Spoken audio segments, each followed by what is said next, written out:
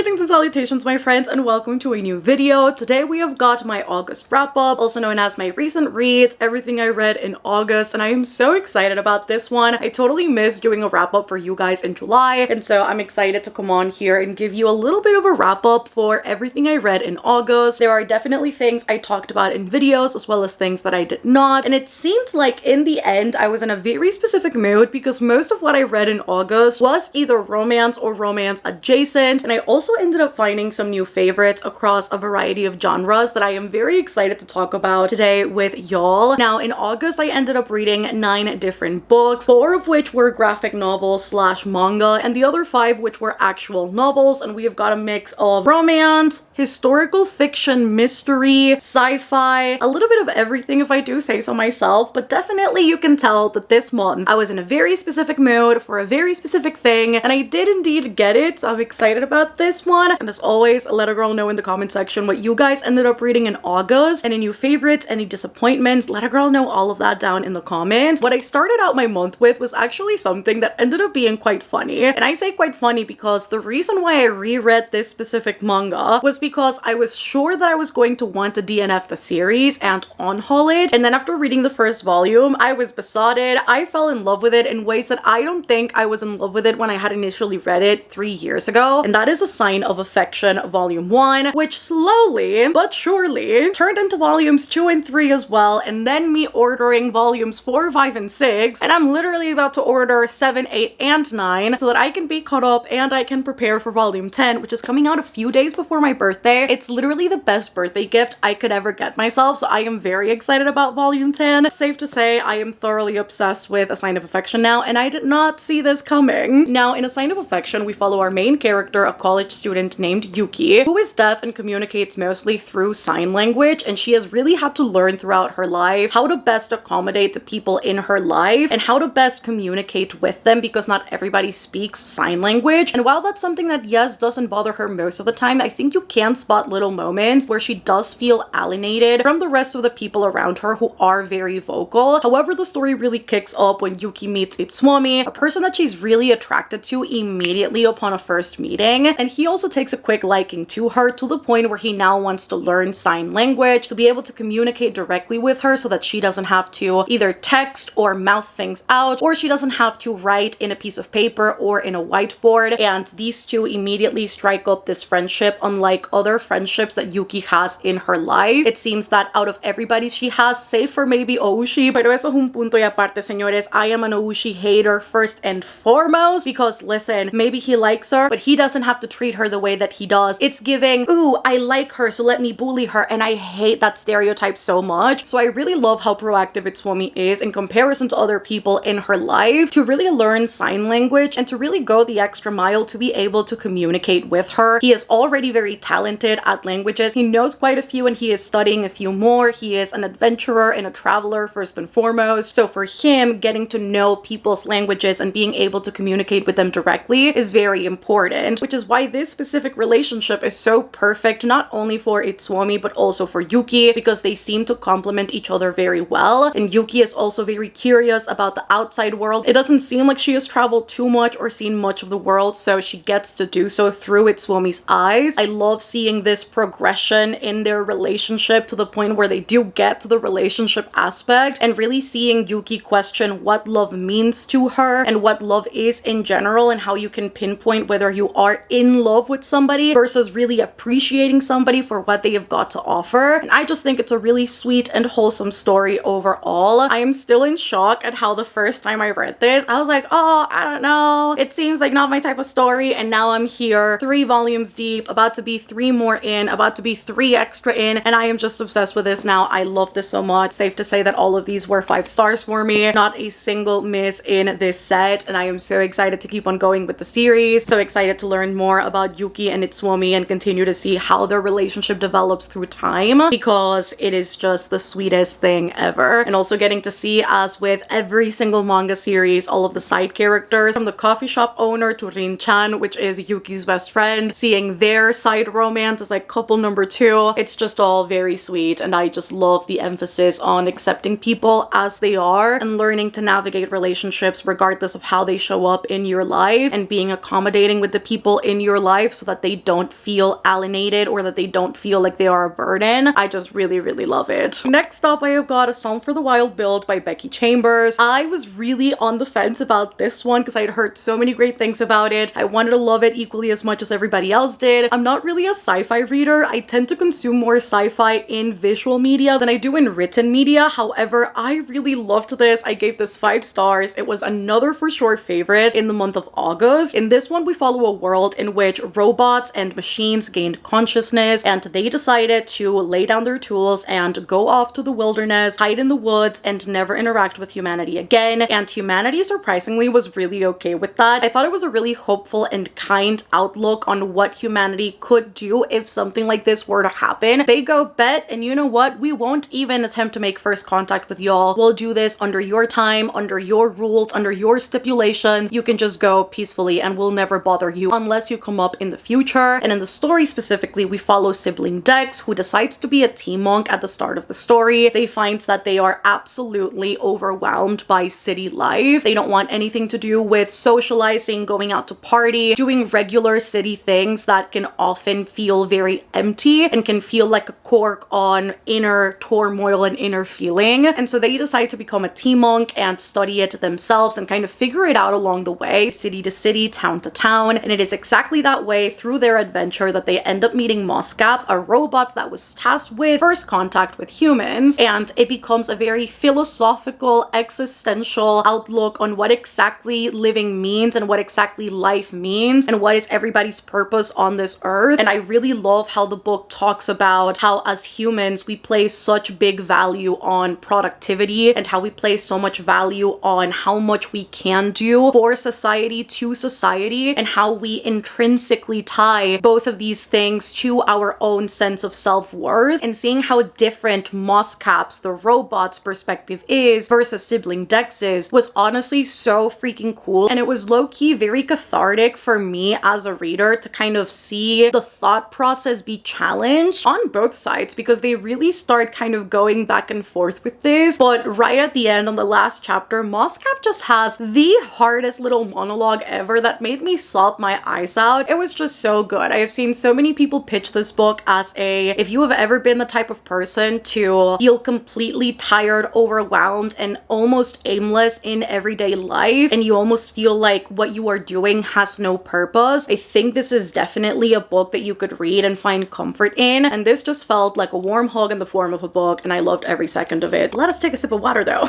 because I am thirsty.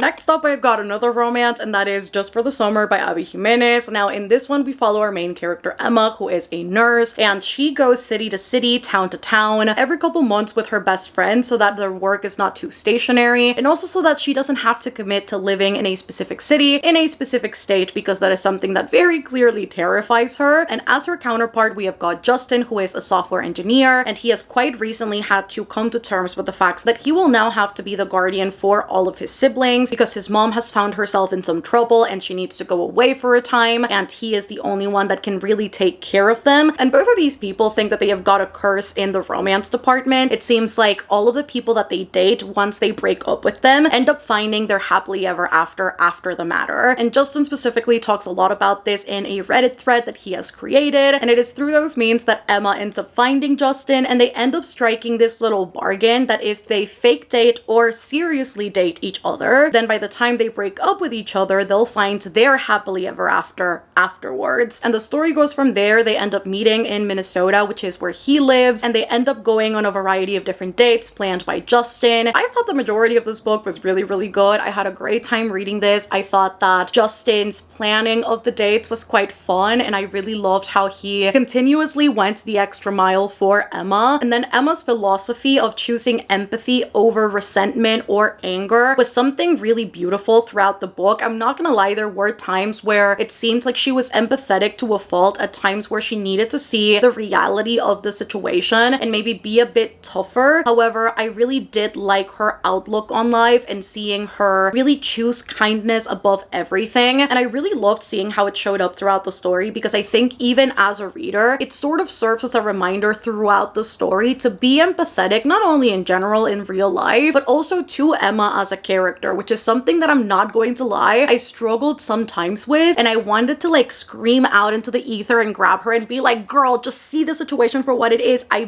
beg you. Because we are reading from the perspective of a character that not only endured a lot of child PTSD, but also somebody who has not gone through all of the channels for therapy and healing and really working on those things herself. And so it does get quite frustrating the more you enter the story to see Emma really struggle to see specifically the character of her mom in the truest of lights, because she's still very hopeful that her mom will show up for her and be there for her. And I think because it's such a frustrating journey to read from such a not only flawed character, but also a character that doesn't see the truth in the way that we do throughout the story, you can either choose to hate Emma for not seeing situations as they are, and you can feel very frustrated with her because she hasn't put in the work, or you can choose to be empathetic throughout the story and trust that she'll get there when she believes that she is ready to take that step. And I really kind of liked that dynamic in the book, even though I did again find it very frustrating at times, because I still think there are aspects within the story that are completely out of choice instead of out of a reflex. Emma's the type of character that constantly says throughout the book that she is an island. She isolates from people and from the world sometimes, and she doesn't allow anything to enter this very curated list of people that she allows herself to be vulnerable with, which I can definitely very much relate to. And she does do that tug of war of, I let you in here, but I push you back there. I take one step forward and I take 10 steps back. And I think when she does make those choices sometimes very consciously, because she is very stubborn, it did get to a point where it started being less and less enjoyable for me, because it seemed like she was very decided in the, I don't really want to be with Justin too much because I don't think it's right to mess with him and his family when I know I'm going to be leaving after a time. And then she does mess with the family and she does meet all of the kids and she interacts with all of them and she weaves herself into his life in a way that didn't seem entirely fair to me based on where she was at, but I understand that with the pre-existing attraction, it was very difficult for her not to do so. So I feel that for every pro that I have for this book, I have a con and vice versa. I really did like the exploration of mental health in this, both for Emma and her mother, and seeing how difficult it can be to break cycles and how difficult it can also be to admit that a person you love may also have harmed you in the past, and how difficult it is to reconcile both of those things. A mother figure with the person that harmed you, a mother figure that you think loves you with the mother figure that doesn't really care. And I just really liked the nuances in that. I think the marketing of this book kind of does it a disservice by calling it a summer romance. While it does take place in the summer, it doesn't feel like a summery book by any means. It has loads of heavy topics. It navigates all of them incredibly in depth, I would say, for a romance book. Can't remember at this point if I gave this a 3 or a 3.5, but a 3.5 seems fair to me. Another 5-star and another huge hit for me this August was A Curious Beginning by Deanna Raybourn. I fell in love with this story so quickly. It is such a charming, witty, angsty book. It was just such a good time. So in A Curious Beginning, the Veronica Speedwell series, we follow Veronica Speedwell, who has recently lost her spinster aunt. She herself can be deemed a spinster. Veronica has chosen to follow her own path, her own lifestyle, where she travels a lot for her science, for her studies, and she decides to engage in romantic escapades with strange men, and she is deemed a strange lady for it. And at the start of the book, after the spinster aunt's wake, we see her get back home, and there is actually an assassination attempt. Somebody attempts to end her life, and she is saved by a baron that she has never met before. And said baron has actually come in claiming to not only save her, but also that he knows more about her past than she does, because she has no idea who her parents were. And he claims that if she follows, then he can definitely get her the answers that she wants in due time, but he needs to get her to safety. And the only safe place that he deems for her is with one of his closest friends and most honorable men that he has ever met, Stoker, who is a taxidermist, scientist, natural historian, much like Veronica. And Veronica is dropped off, and then a murder ensues that both her and Stoker have got to figure out the truth of, and the story goes from there. It is ridiculous thing after ridiculous thing after ridiculous thing. At some point they are traveling with a circus and there are knife scenes and stunts happening. It is just such a good book. It was so entertaining. It is very much the, I'm just flying by the seat of my pants and whatever comes, I'll take it in good fun and good faith. That is really what encompasses both of these characters so well. Their dynamic too is like so witty and sarcastic and bantery and tense. The chemistry is so very good, but I love how, because of the circumstances surrounding how Veronica and Stoker get to meet, their being comfortable with each other doesn't come for a couple hundred pages. Up until you get, I think, really to the last 100, is that we start seeing them really open up to each other a little bit, talk to each other more candidly a little bit, which I think was more realistic than immediately setting them off to be truthful and candid and everything. It is very, very slow burn. These two are love interests, but I think we don't see them together for like a couple good books, and I really do enjoy that because their dynamic is very much giving Sherlock and Watson. They are much more concerned with their intellect and with their work and with survival, that the question of love or a relationship doesn't even seem to come up because it really isn't a priority in the grand scheme of the story. I really loved how there was always something propelling the story forward. However ridiculous and outlandish it was just such a fun little adventurous book. I really, really loved every second of this, and I can't wait to go into book 2 and see what adventure comes on for Veronica and Stoker, because I'm sure it'll get better with time, and by the time that they do get together, I am sure I will be rioting and screeching and loving every single second of it because they really are amazing together. Another romance book, because as I've established, there were quite a bit of them in August. I've got Not in Love by Ali Hazelwood. Now, I was fully expecting to give this a 5 stars. I was ready to screech about this book from the top of every single rooftop available to me, as is everybody else that I feel I follow or that I've talked to about this book. However, I gave it 4 stars. I thought it was okay. It was a fun little book, but it definitely did not live to the same standard as every other Ali Hazelwood book I have read. This book, interestingly enough, is pitched as erotica, and in the reading vlog I read this, I did mention how I thought it was interesting because the book itself isn't really set up like an erotica. Most eroticas I have read within the first 20 pages already have got smut. The characters are already going at it because of something or another, and these two really don't do anything physical up until the 100 or so page mark. I dare say even maybe a little bit after the 100 page mark. So part of me really is just wondering if this book is mostly pitched as erotica because it does have more smut than maybe your average romance book, and maybe it is more smutty than other Ali Hazelwoods, and it is somewhat to prepare the reader for what they are entering rather than an accurate representation of how the book goes down, because honestly, this is structured the same exact way as every other Ali Hazelwood book and most romance books I have read. It really is not any different. In the story, we follow Rue, who is a food scientist. She works at Klein, and she really loves her job. She has got a very specific reasoning as to why she pursued food science in the first place, and that is really something that I love about the book, is that it really does go in depth about exactly why the characters pursued their professions, why exactly they love them so much, and why their specific jobs are so important to them. It seemed to really dive deep into character intent and character backstory, which again, I was really surprised to encounter given how this book is pitched, but we do get to see a lot of why this matters so much to Rue. And recently, Klein has been going through an acquisition because a private equity group decided to buy off the debt that Klein had with another company, and as part of said company, we have got Eli Kilgore, who is the love interest and also a man that Rue had met prior to this whole acquisition thing to hook up with him. The hookup never really happens. They decide that it's just best not to, and when they do end up meeting at Klein, she figures, okay, glad nothing happened. Now nothing can happen regardless of how attractive this man is, because he is now my sworn enemy. He is messing with the company I work with. He is messing with one of my best friends, the owner of Klein, Florence, and it would just be against all rules and stipulations if we ever did get together. Both of these people are also people that prioritize physical relationships over emotional relationships. Neither of them really find themselves in the spot mentally and emotionally to accommodate a full-blown relationship in their lives. It's just not a priority, and both of them choose continuously throughout the book to engage in physicality, to engage in intimacy, rather than really open up and build a solid relationship from the jump. But then, unbeknownst to them, they don't really see it, but we as the reader do, they do end up doing that very quickly. They definitely start opening up and sharing secrets and embarrassing stories and darker stories to really seek solace in each other, and it is exactly that that ends up building the relationship over time up until we get to the point where we do see them get together. Found that some of the smut was a little overdone, not really my favorite. I always say it, I don't need smut in romance books or in any sort of book really, like it's not a prerequisite for me to enjoy something. However, if it is there, I'll enjoy it so long as it's well written, and if it's it's not well written, I would rather it not be in the story at all. And some scenes in this book definitely went in the route of, ooh, not really good, I wish this wasn't in here. And so the smut sometimes was very hit or miss in this one. It really wasn't consistent all throughout. In general, the story was just okay. There's nothing specifically that jumped out at me as like, ooh, I hate this. It was just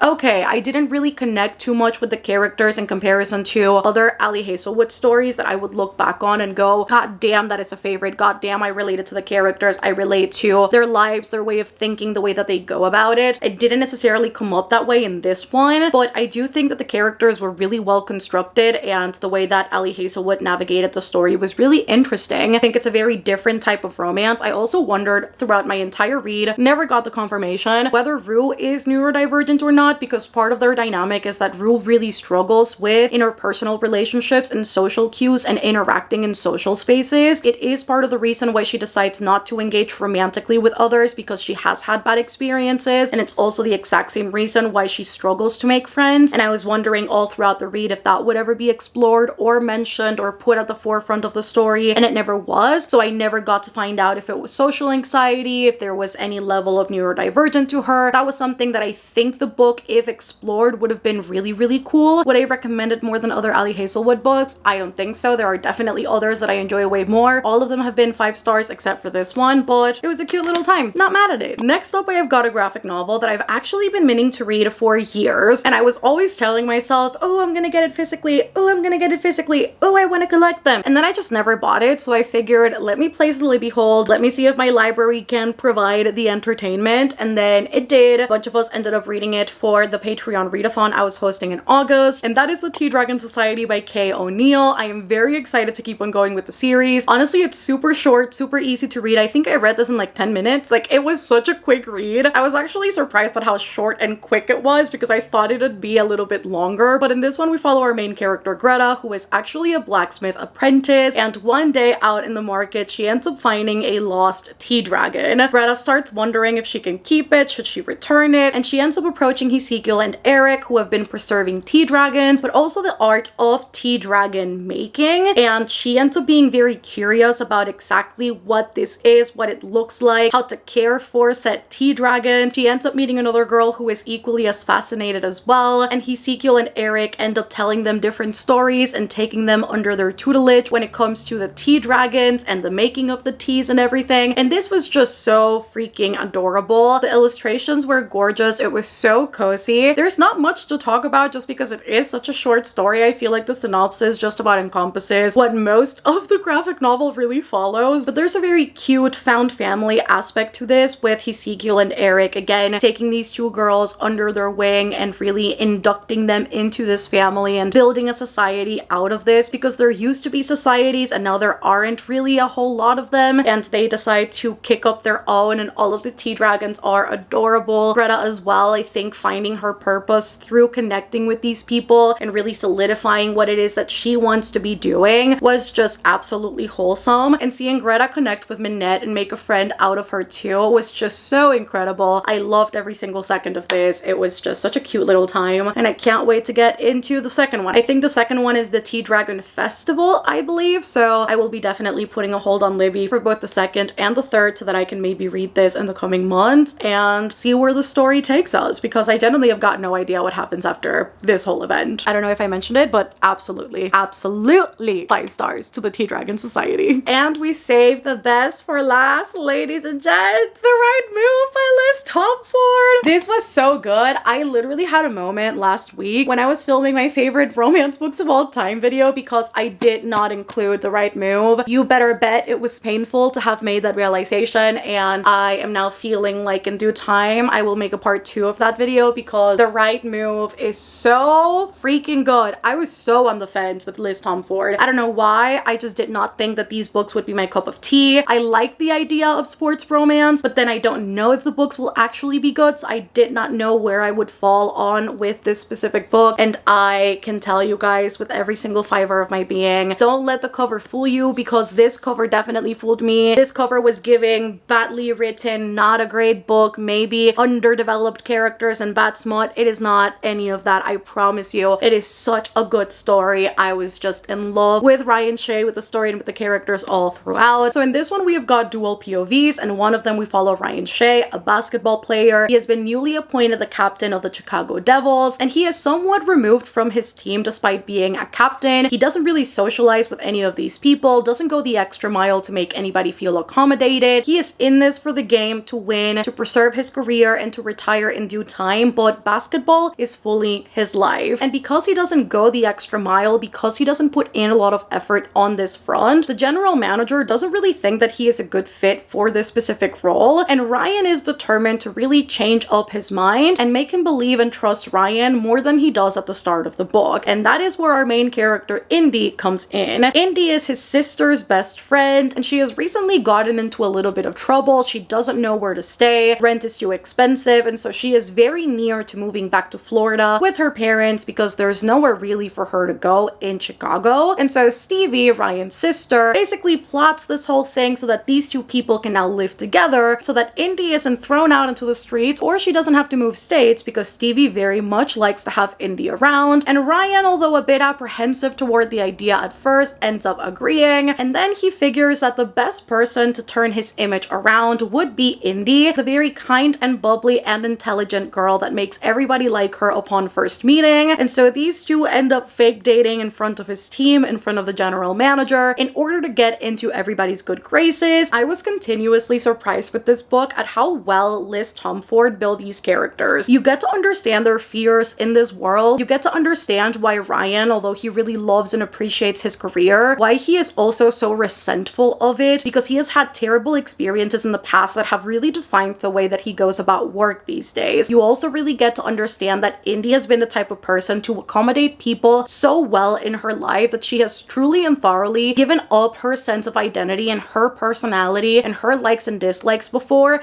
in order to make sure that other people don't feel either emasculated or that they don't feel uncomfortable around her. And I really love that this book boils down to two people getting to each other's lives at a point where it seems like they really need it most. Ryan needs to re-fall in love with his job, with all things it encompasses, and Indy needs to learn how to be fully herself without apologizing and without feeling intimidated by the notion of what the people would think or say around her. And I really love that they do seem to bring out the best in each other all throughout the story. They're so bantery and witty, and their chemistry is off the charts. I love that Ryan is the type of guy that notices every single detail about their partner. He is incredibly doting and servicing and worshipping. He sees Indy not like something, he learns, he processes, he adapts. Same thing with Indy. She is so in tune with what Ryan is doing that she shows up in the ways that he needs it. But neither of those things is without challenge, because neither of these characters have had relationships that play out this way. And I love that the story beyond the romance really was a story of growth, coming into your own, of accepting that there is more to life than what you've been handed in the past. I love that we get to see Indy in her element because she is a flight attendant for a hockey team. I love that we get to see Ryan in his matches. We get to see Ryan in practice. We get to see both of these people socialize and interact with other characters. We see them isolated in the apartment. There are just so many dynamics in the book that made it so juicy and so exciting and so good that I could not help but obsess over this, binge this, love this, and I cannot wait to read Caught Up very, very soon, because Liz Tomford has honestly proven me wrong. I had the wrong concept of what type of author she is.